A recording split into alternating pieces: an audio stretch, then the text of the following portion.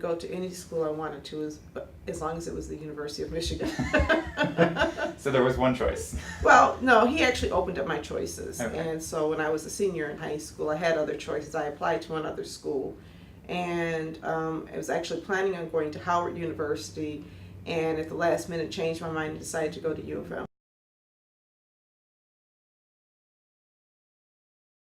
It was overwhelming, you know. I lived in Bursley Hall, which is a very large dormitory that is removed from campus. My very first day when I moved in, a fraternity was performing, the cues were performing in front of me, and I was like, wow, what's going on here? When I went to class, the classes were huge. I'd never been in a class with 600 people before, and I felt very anonymous and kind of lost my first few days.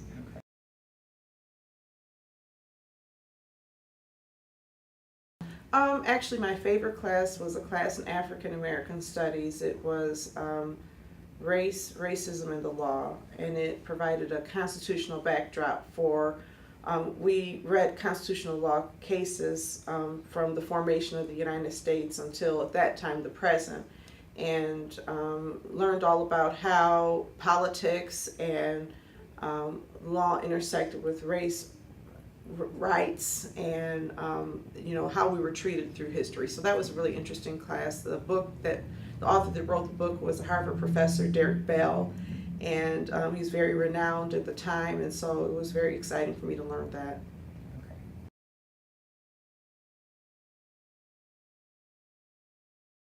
Very little.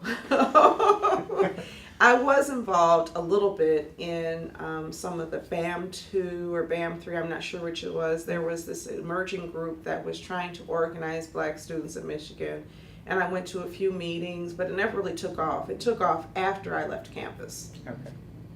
Wow. So you weren't involved in any other kinds of social organizations or jobs or anything? I did have a job. I worked at the mall. I worked at Briarwood Mall. Let me see, did I ever have a job? I worked at the Michigan Union for a little while, and I worked at Rick's. So I worked the at bar bars. Okay. Yes, I worked at the Okay. bar, a couple bars. I worked at the Michigan Club, then I worked downstairs at the salad bar in the Michigan Union, and then I worked at Rick's. Okay.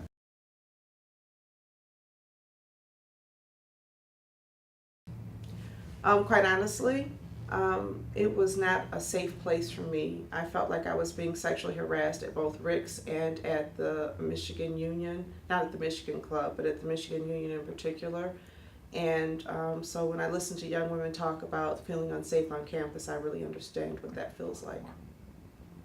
Do you want to say anything else about that? Well, you know, I had a boss who would stand behind me and rub against me while I was making salads. And when I told my coworkers, I wasn't heard, and I complained, and the perspective was, he's a white man, you're a black woman, why would he do that? I'm like, I'm not sure why he's doing what he's doing, but you see it. Well, he's a volunteer firefighter, he wouldn't do that to you. Okay, but it's happening. So that was my experience there, and I felt powerless. And when I was at Rick's, my boss asked me out, and I said no. And then he started assigning me to work on Tuesdays, Mondays and Tuesdays, when there was no tip money.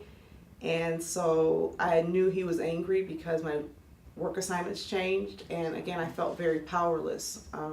That was a large part of my experience actually at U of M. Being an African American woman in the 80s was a sense of being powerless and also anonymous. Okay, I'm sorry. I'm really sorry to hear that. Well, no, I'm not saying that for that. I'm saying that because it's interesting to me when I listen to young women today, and I always try to give voice to them because I know what it's like to be young in a campus where you're not really seen as being equally qualified to be there or equally valued at the campus. So when I listen to the young women having young men walk up to them and saying, can you twerk on me? And that was that big issue with the party last year. I relate to that because to the extent I felt visible, it was as a sex object or something that was less than a fellow student to some people. And I'm not going to say that's to everybody, but it was big enough that it kind of, caused me to retreat into myself, and I didn't really get that involved in a lot of community life that I could have.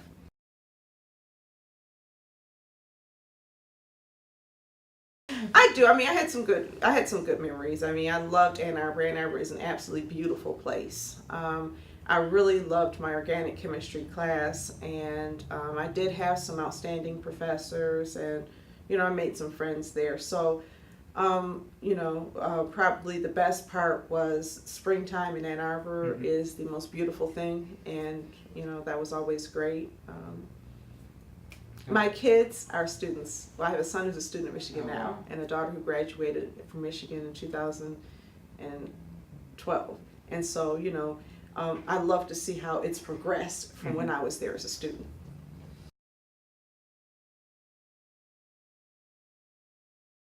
It's really interesting. When I left Michigan, I was at Michigan, and for the entire, I wasn't 4 straight years. My parents got divorced, and my education was interrupted until I could go back. But for the entire time I was there, I had this feeling I should have gone to Howard. I should have gone to Howard. Why didn't I go to Howard?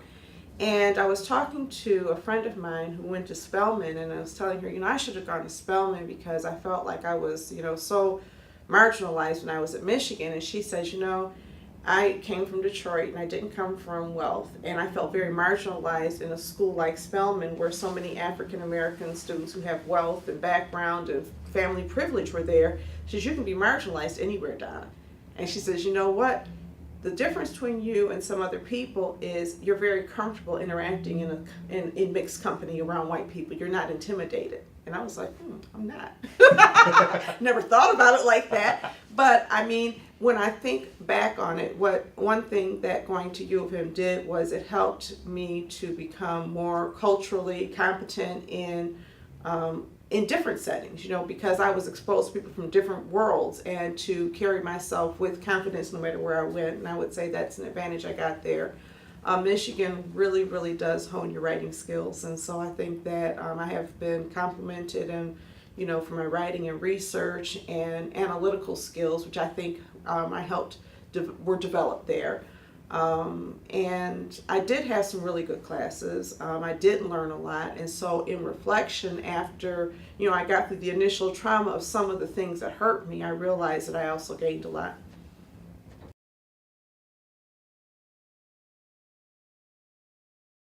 So I think having the freshmen live on campus is a really positive thing. I've heard that Michigan has changed its housing process so that now all of the on-campus dorms, central campus dorms, are committed to freshmen. And if that's true, I think that's awesome, because I think all freshmen should live on campus. And then you make your friends and you can venture off.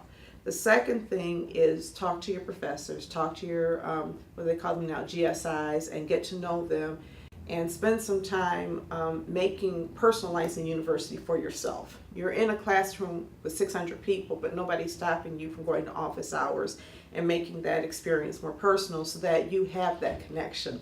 The third thing is get involved. Don't do what I did. Find friends and other people who can relate to you, who can provide you with some support. When I look back on some of the things I did, I allowed myself to become invisible because I didn't connect with other people. I went into and retreated in my shell, and like with any experience, the more you connect with other people, the more you are going to be able to be resilient when you're facing certain types of experiences.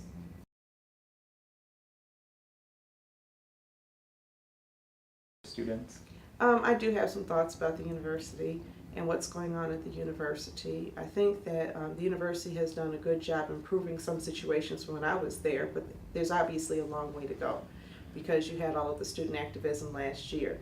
And when I look at the incoming president, I actually watched his announcement when he talked about the things he was going to do, and Bankole Thompson, I think that's his last name, from the Chronicle asked him a question about diversity, and I thought he hit the question out the ballpark when he talked about diversity not just being a good thing to do and not just in terms of student to student, but also diversity of thought and ideas and information.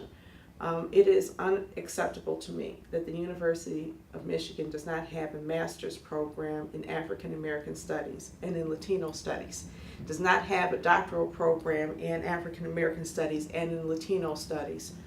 You study things and you develop centers around information you find valuable. And I think that the history of Black people in the world, and certainly in this country, is valuable enough that we can have that information. The fiction that U of M is rejecting students of color because they are not adequately qualified, and it's really hard to find highly qualified students and get them to accept admissions. Let me say right now, there are many highly qualified African American students who are rejected routinely by the University of Michigan because they don't live in the city of Detroit.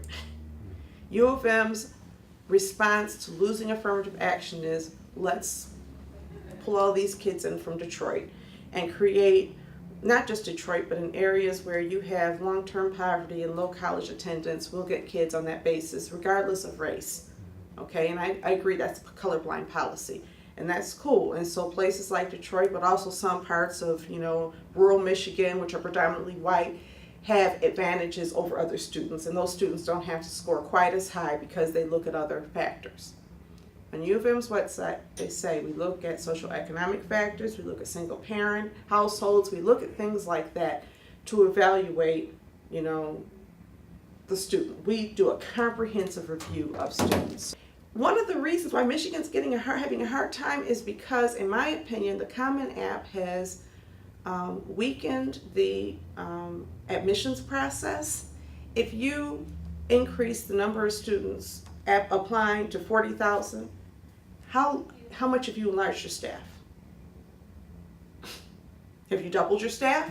If you've doubled the admission of the applications?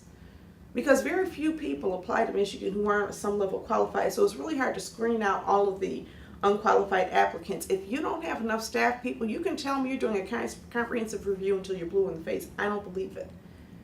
And so, in my opinion, if Michigan really, really, really wants a more diverse campus, Michigan is going to have a more comprehensive and broad admissions process that it sometimes may include interviews. If I don't understand your performance, maybe I'm going to sit down and talk to you or have you write a supplemental essay or something to help me figure out who you are, because I want to make sure that I'm pulling in people from various walks of life, not just, the wealthiest kids in a school district who are the most privileged into certain classes, and then I walk around, I don't know why we can't get the black kids, when I know you've rejected very highly qualified black kids. And at the same time, let in lesser qualified black kids who are from Detroit. And I'm not trying to slam that, but then some of those students are not qualified enough to stay. And then that kind of reinforces the perception the black student body is less qualified than other students at the university.